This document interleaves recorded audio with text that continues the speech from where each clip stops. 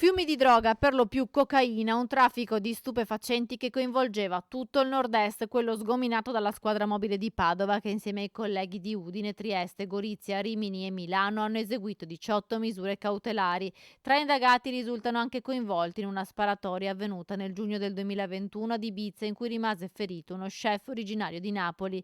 L'indagine ha inizio 2 anni fa, nel gennaio del 2021, quando vengono intercettate le conversazioni tra un 33enne di Abano Terme e un suo coetaneo di Tarvisio. I due stanno cercando un nuovo canale di spaccio e lo individuano in un 42enne di Fiesso d'Artico, titolare di una ditta di Limena, che si avvale dell'aiuto di un 38enne albanese residente a Rubano.